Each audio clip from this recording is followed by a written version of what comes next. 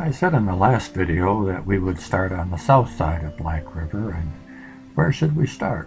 Well, I think a good place to start would be the focal point of everything that we looked at from the north side of Black River. As you look down Huron Avenue, the building that's quite prominent is the old Michigan National Bank. I think looking south down Huron Avenue is always a favorite shot of photographers. They got all the buildings, but they also got the focal point of the bank. This postcard here is from the late 40s or early 50s. And in this postcard here, basically the same shot, it looks like they forgot to put the bridge in. But as we all know, there is a river and bridge there, and this building is on the south side of Black River. And after they put the large sign on top of the roof, it became even more prominent, especially at nighttime.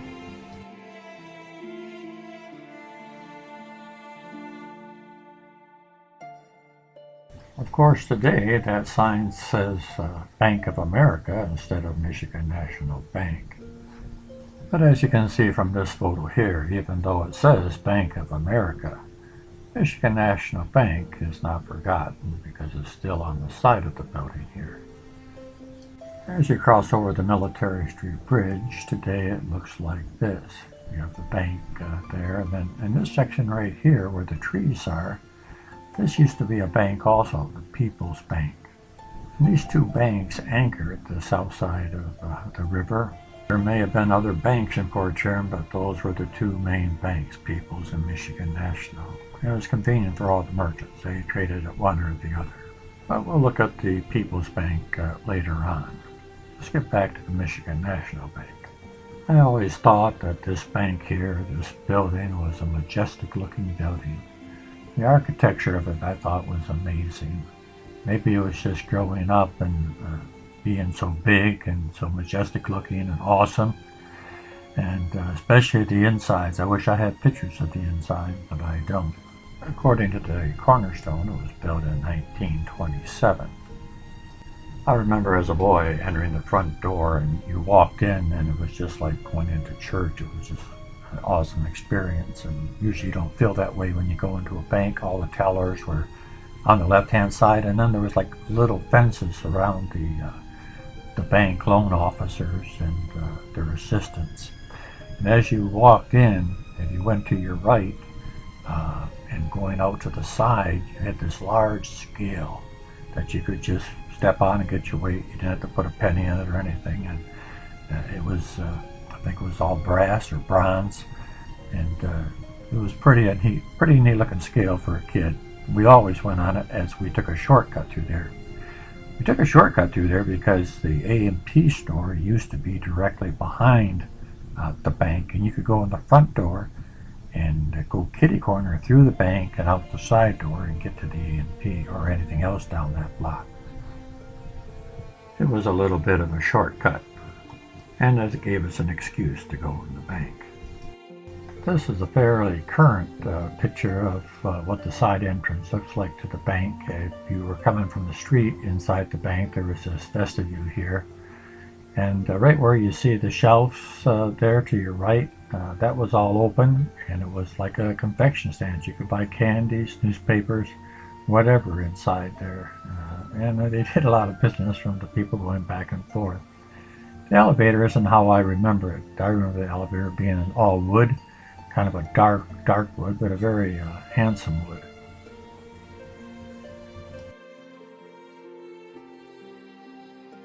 And this would be looking out toward the street. In this photo of the Michigan National Bank taken during World War II, there's several things I want to point out to you. The first is the sign, of course, buy war bonds, and just to the left of that you see the bridge to Canada. And also you see that they don't have the overhead lights, the stop lights, they have the lights on the pole. Also notice a difference in coloring on the south side of the bank. It almost appears that that was added on, and it was added on. It used to look like this. Notice a third large arched window is missing. There's a building there now, a separate building, separate business. Well, they did a pretty nice job of matching it up. The next thing I'd like to point out on this building is something I didn't even realize, but because of the buildup of the streets and the sidewalks, the bank actually sits much lower than the sidewalk, and so you see the railing going around the drop-off there, and then you see the steps going down into the main entrance of the bank. That never used to be there. You used to be able to walk right in the bank without going down any steps. As you can see from this picture here, you can see that the sidewalk and the bottom of the door is level. There's been a lot of build-up over the years of the sidewalk and the street. On the other side of the building, there's not much to see except that it was built very close to the water.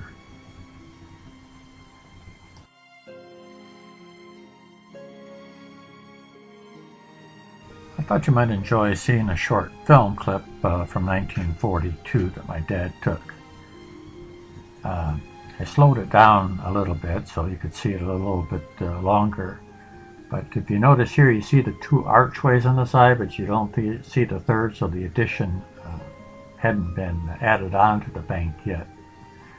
These yellow buses that go by, most of them, there was a bus stop right there, and sometimes there'll be 2 or 3 buses at the same time at that stop, and they would go in different directions, of course. This was taken over 70 years ago. I had only been about 2 years old, and the buses were around for quite a while after 1942, and I remember my dad and mom referring to them as the banana wagons.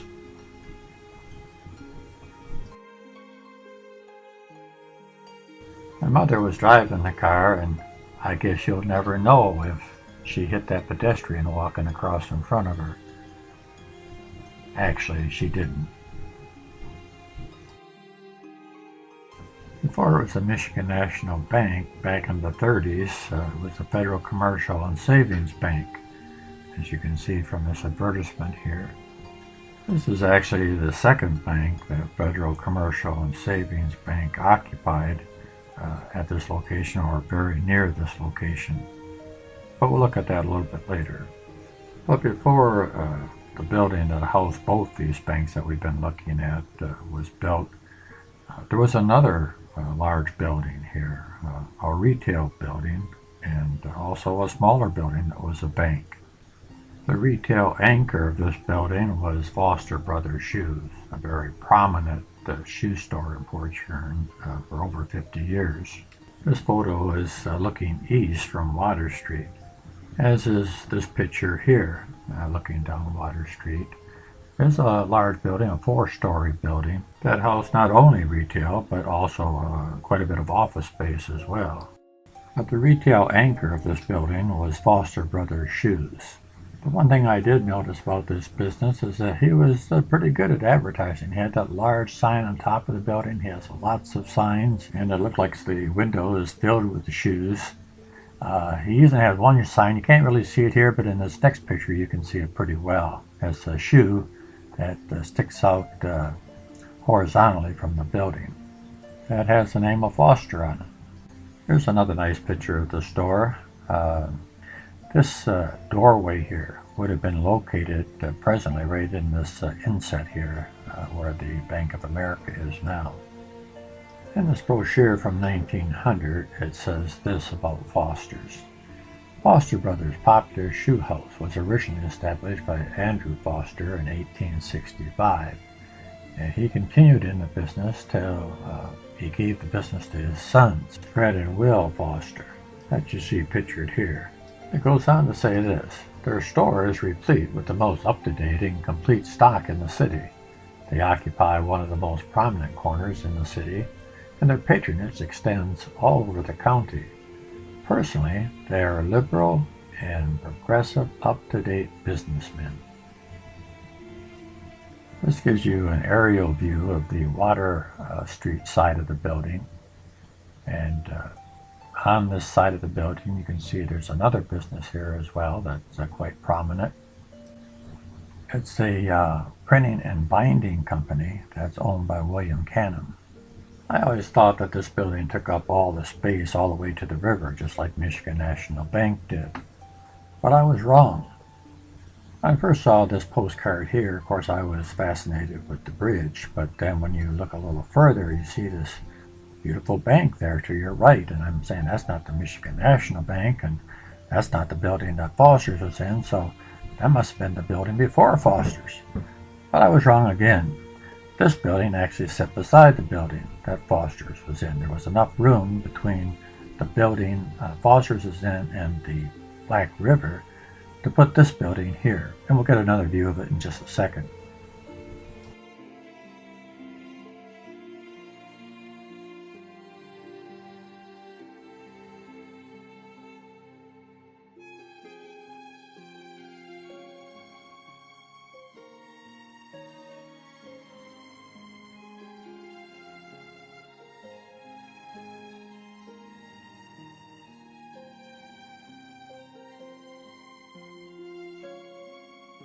I told you before I really like this picture here for several reasons. Of course, this one shows the bridge being out and some other things, but the main reason I like it is because it gives you such a wonderful picture of the St. Clair County Savings Bank.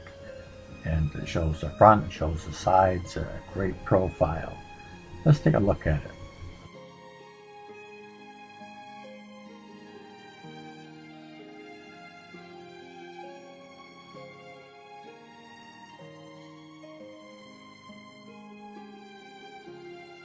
And another reason I like this picture is because it gives you the exact location of both buildings.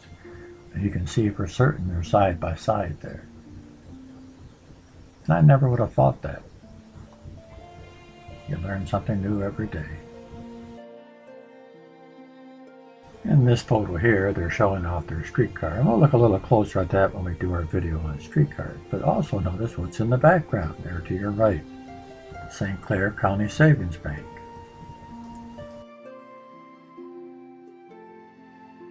In this advertisement photo of the Federal Commercial Savings Bank, you can see that it's the same bank we've been looking at.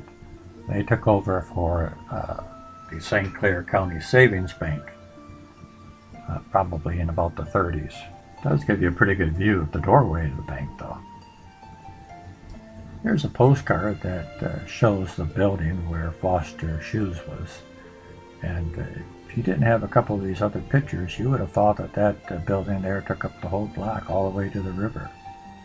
This bank we've been looking at, St. Clair County Savings Bank, this was the second bank that they were in at this location. The first bank was much smaller, and it's a bank that many of you recognize. Here's a photograph of it right here. Although not quite as majestic as the one that came after it, it's quite a unique building in itself with the steeple on it here. And you can see right in the center there above the windows, it says it was built in 1894.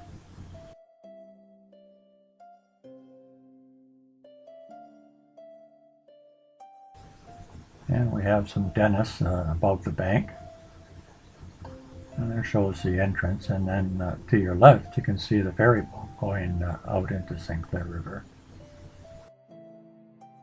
Some of you might remember this building on Water Street next to People's, the old Citizen Federal Bank building that had the steeple on it. Quite another unique building, but it's shown here so we can see the rest of it. You look over the roof type of the People's Bank, you can see the Savings Bank there. You see part of the steeple on it. And you can see also the other building next to it. And actually you've got two steeples here that are very similar. Here's a postcard that shows pretty much the same thing. And they built a new St. Clair County Savings Bank to replace this one. They didn't tear it down. They actually moved the building just a couple blocks down. Today it sits on the southeast corner of Military and Pine. Today it sits unoccupied. You can see that it still has the turret, but the steeple is missing. And also in this photo you don't see the peak at the roof. But in this photo here you do. This was taken a few years back. The steeple's still missing, but the peak in the roof is there. And just think, the windows on the side here used to overlook Black River. Most of the folks in my generation remember this building being Asker Shane, which was a prominent photographer in downtown Port Huron. And as you walk by the front of the display windows, they always had the latest wedding in an automatic page-turning book. And inevitably, we would stop and look at the window and see the pictures.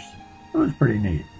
Let's take a minute and look at these unique carvings that are around the door to this previous bank. Quite unique. David Dell took these pictures, and I appreciate all the pictures that people put on the internet and share. It's because of these people that I get so many of the photographs today, and I wish I could remember everywhere I got these pictures from, or I remember who they were, but my memory is what it is, and if I took the time to recognize everybody, the video would be very long. But I do appreciate them. I think you do too, because they add to the video. In this photograph, you can see the remains of the signage from the old St. Clair County Savings Bank, and it's still around today. Quite unique. Here's a great picture of the building that Foster was in. Foster is in this picture too, even though it was many years before. He was at this location for over 50 years. But if you notice on the left of the building, there's nothing but sky there. That's because the banks hadn't been built there yet. Pictures we looked at so far really didn't show off this building, but I think this one does. Just look at the top ledge that goes around the building, and also the eyebrows over the window. It's pretty decorative, just for a plain rectangle building. We also see another merchant that has set up business here. On top here you see a sign saying it's a furniture store as well. That was Thompson's Furniture. And Mr. Thompson, of course, also had a little sideline going, as you can see just below these windows. He was also an undertaker, and I'm sure he's applied the wood coffins as well. And we see William Canham started out here in his printing and binding company, and it looks like he eventually took over that building later on, as we saw pictures already. Thompson wasn't there anymore. I'm not sure if they didn't sell enough furniture or not enough people died, but he went out of business, and Canham took over pretty much that whole side of the store.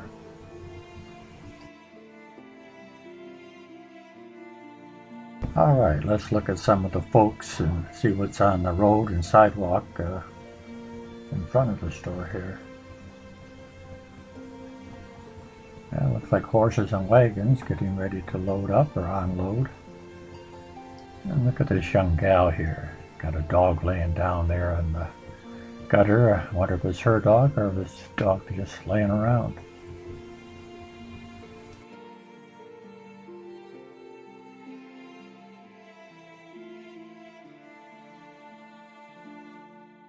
Now I'd be willing to bet that these three men in the vest are the Fosters. I think that's Andrew, the father, there on the left with the gray hair and the beard, and those would be his two sons on the right.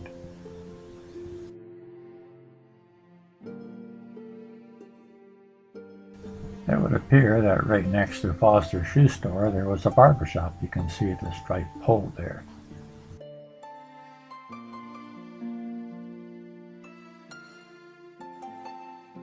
And right next to the barber shop was Wastel Drugstore.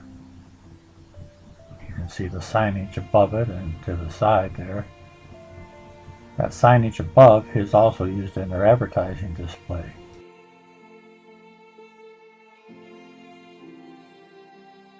Trusses and shoulder braces, and I wonder what celebrated condition powders are.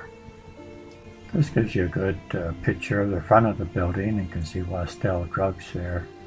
And you can also see it looks like possibly one of his vendors out front. There's a fellow sitting in a chair just to the left of the horse and cart. I wonder if he isn't the salesman. You can also see one of the early streetcars, one of the rapid transit streetcars. And also to the left of the building you can see again there's no building to the left of it. In this photo you can see the St. Clair County Savings Bank, and you can also see the Foster Brother sign up there, and now it says shoes and clothing.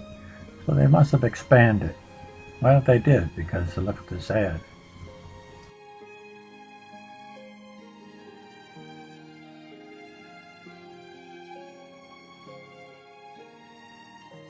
The building that housed Foster's shoes and clothes was known as the Merchants Exchange Block. Here's a very early drawing of the building.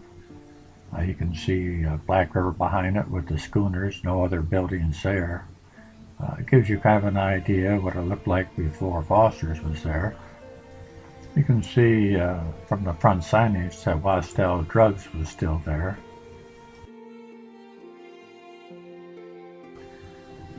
I'm not sure what other merchants was in this building.